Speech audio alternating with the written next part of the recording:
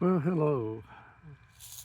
This is a video I really felt the need to make, um, but I felt I owed it to some people and friends who I don't really owe it, but I just wanted to explain to people what had happened. Some of you are wondering what am I talking about because I didn't even put up a video that I was going to through hike the Appalachian Trail. After 9 years ago, I was going to, and it's been an awakening. This is hard to make. This is hard to talk about.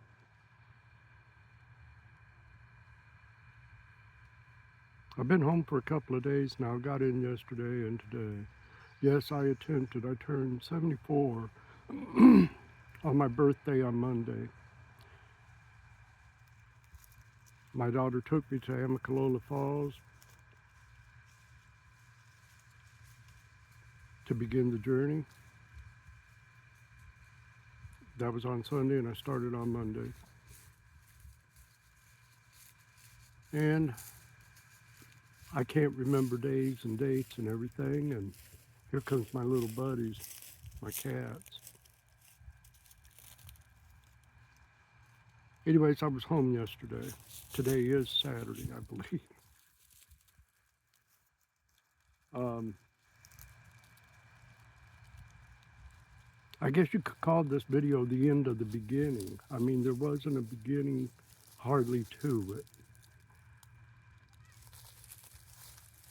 In our society, and especially on YouTube, excuse me, I got somebody who wants to hog in.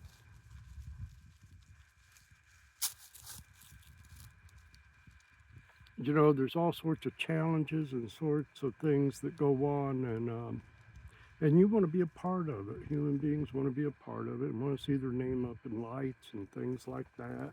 And I didn't really want to see my name up in lights, but I just wanted to do something that had been on my mind for a long time. When my daughter was a little girl, after being her mom's divorce, she lived in East Tennessee, and that was the first time that I'd ever seen a sign for the Appalachian Trail. I didn't know about hiking, you know. That was something you did in Boy Scouts, I thought, but I didn't know there were people that was something they did every day, that they would pack up a backpack and go hike. And some of them took longer hikes than day hikes or 2-day hikes or week hikes. So I saw that sign for the Appalachian Trail, and I believe it was at Watauga Lake, Watauga Dam. I'm not sure. My daughter, excuse me, my daughter probably could even remember better than I can now. And that's another thing as I go through this video. Please excuse me, my memory is not what it used to be. And a lot of things are not what they used to be when you turn 74. And I came to that realization with this adventure. I've always, in another video from 9 years ago, I think I explained it why I've always walked. Well, I walked for a long, not always, but probably my early 40s is when I started walking for long distances.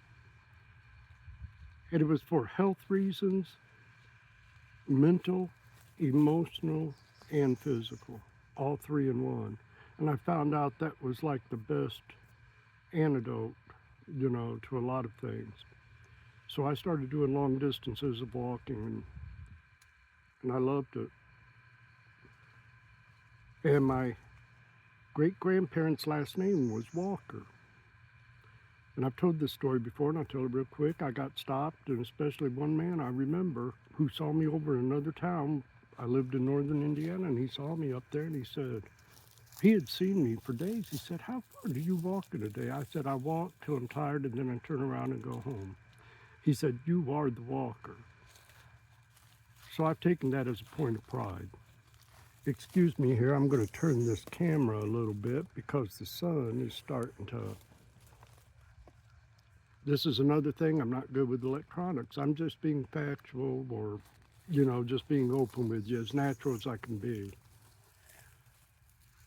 Anyways, that stuck with me, and I had this dream for a long time, and my daughter brought it up a few times over the years. Dad, whatever happened to the dream?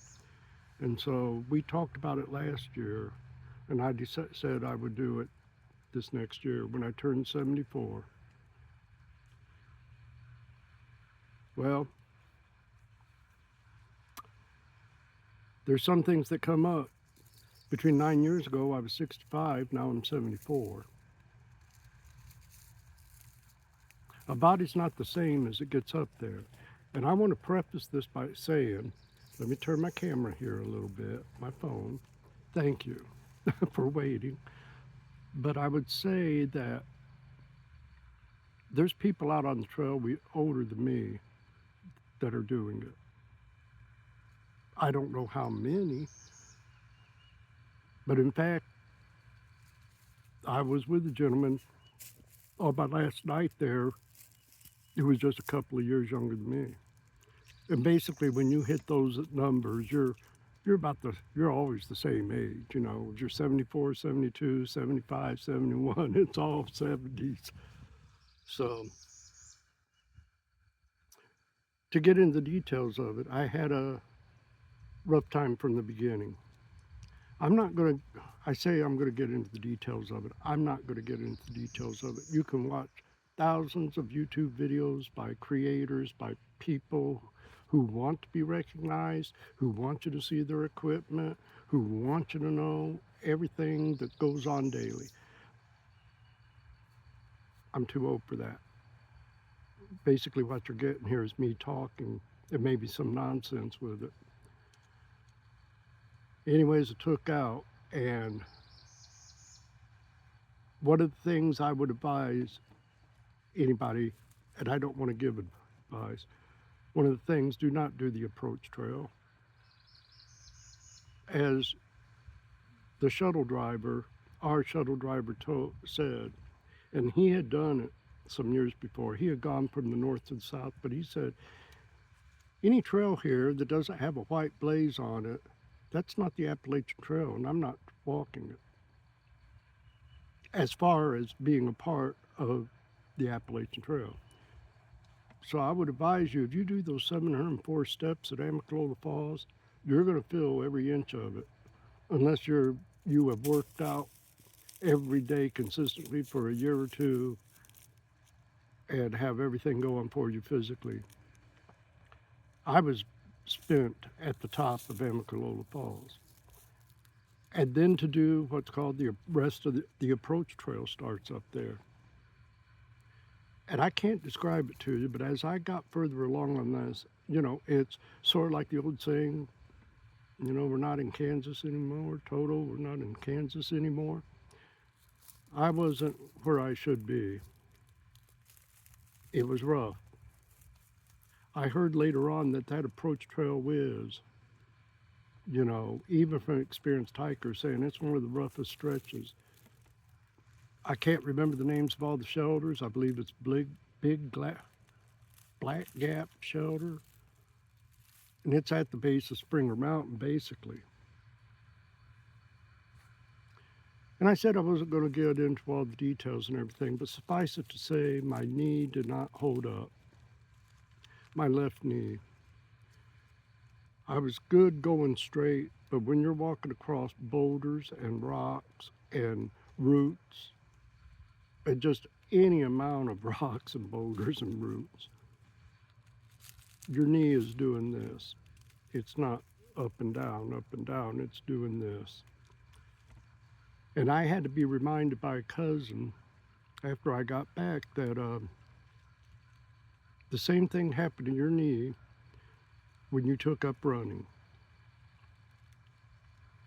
And I remembered, yeah, my knee gave out on me. I hadn't thought about that. It didn't take very long for it to give out on me. It is a rough trail for hike. It's not for sissies. I admire anybody that does, and especially what they say, those first 65 miles, anybody that makes it through that, you've got my admiration. And especially anybody my age and older, ultimate admiration for you. I can tell you I was miserable. I fell. I did not know if I could get back up. My knee was hurting so bad. I don't know if it was the second day or the third day. Let's say the first day, second day, it was the second day. I did um, decide to stay at a shelter, and I got in there probably about 2 o'clock, 2:30, and I stopped. I had met a woman and her son, Jill, if you're out there, and Isaac. I met them, and she had stopped at that shelter for a little bit, and I said, I'm just got to go on. I got to go on a little farther. Well, I hit the shelter, and basically I laid there in pain, got my tent up, ate, went down, got some water, just was dead tired. Here I said I wasn't going to go into all the details, but I might as well tell you the story. The night before, I did not sleep one wink in the shelter. I stayed in the shelter. I was too tired when I got there to put up my tent. When I got from there to the top of Springer Mountain, I'll interject this. I came around the corner. I did not know I was at the very top of the mountain. You know, I was looking around thinking, well, I got to go off this way to find the stone and the marker, the plaque. And I saw this white paper hanging up on a tree, and it was about not camping up there. And I came around, and there was the plaque and the stone, and I burst into tears, to be honest.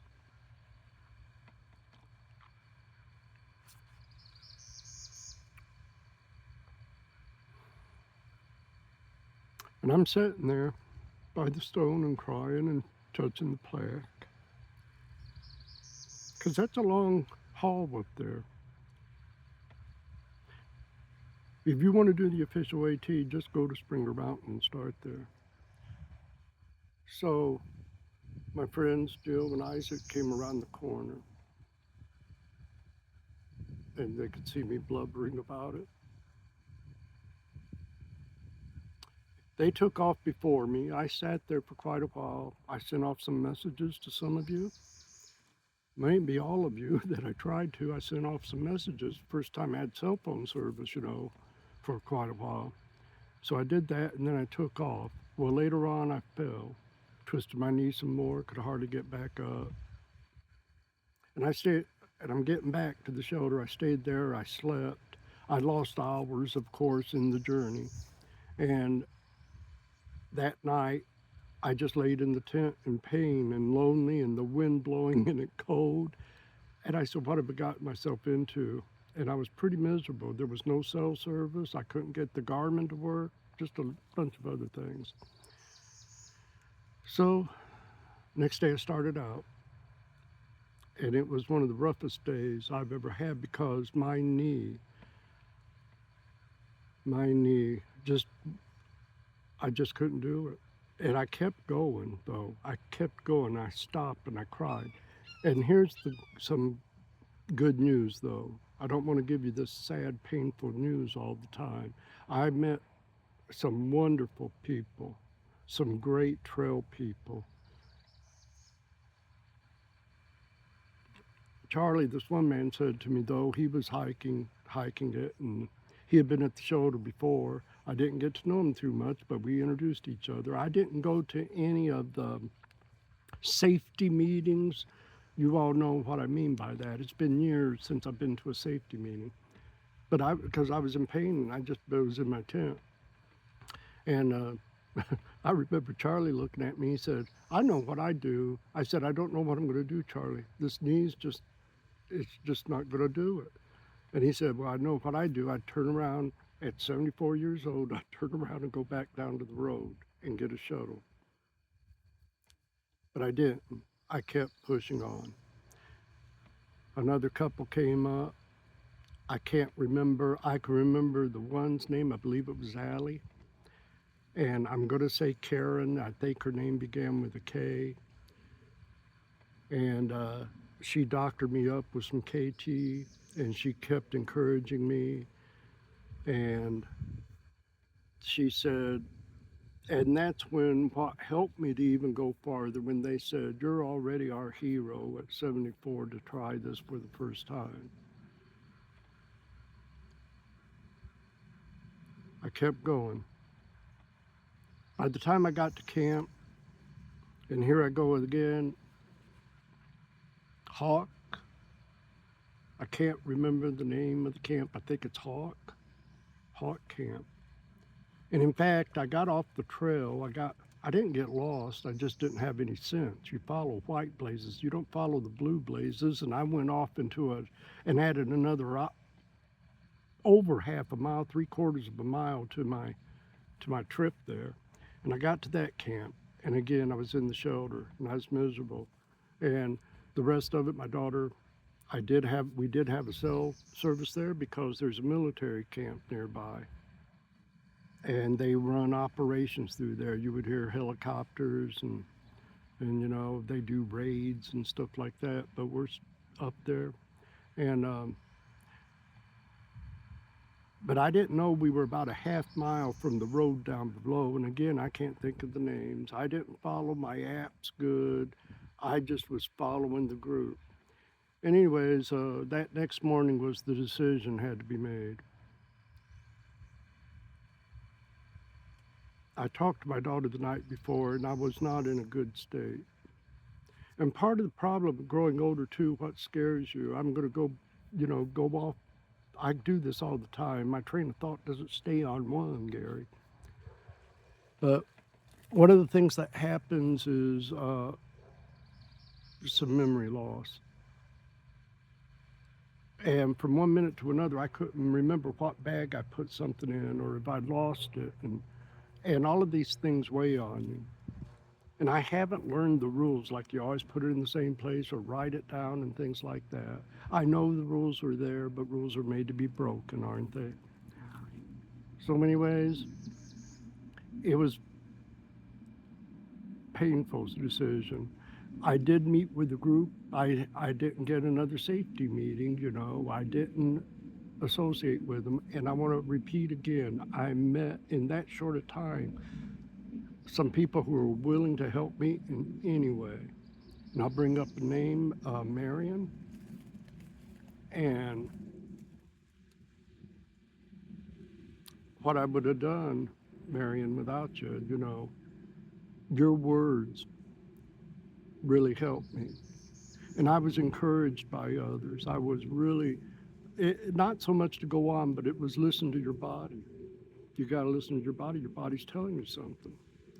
So, you know, I'm so thankful to those people.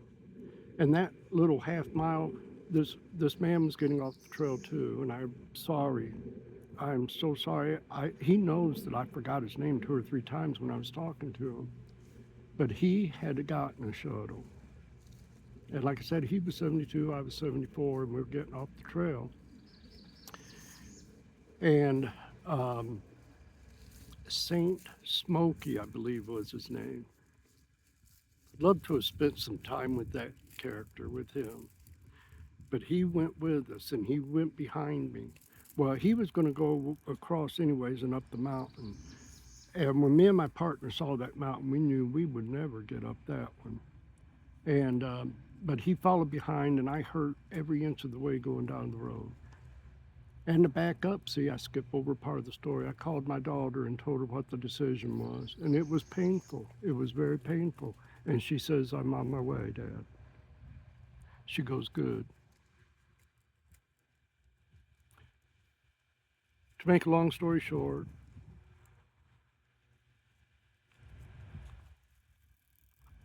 I'm still recovering. I'm tired. I'm dead tired. I did not get any sleep out there. And last night I didn't even sleep. Had some stomach issues for the last couple of days. And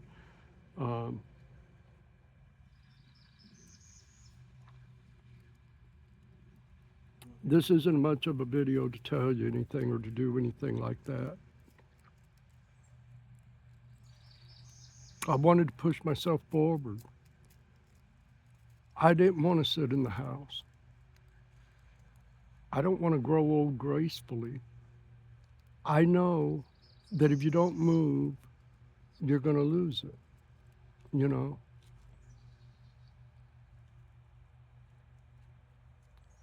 And your pride. Can I bring up that word pride? Pride And I'm so glad I had that partner and we talked about that pride. He said, don't mean anything when it comes to this. You know, your body is telling you something. It's not now. It's not now.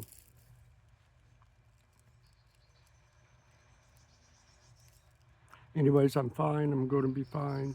The knee, I'm still swollen a little bit down there, but it's not like it's the kneecap. You know, it's on the side there. And I forget what this one woman called it. I think she said eye plate or something like that. But anyways, you're doing things to your tendons and everything that it doesn't want you to do. And it's going to be inflamed and it's going to hurt. And it hurt like hell. Do I think I'll go back and do it? At this point, I don't know. No, I would never do the whole thing, maybe a section, but I don't have it's deflated me and it's out of my heart right now.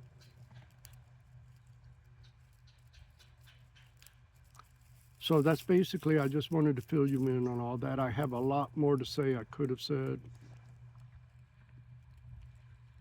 It was just a refresher on what happened. If you have questions and stuff like that, I would, send me your text and all that.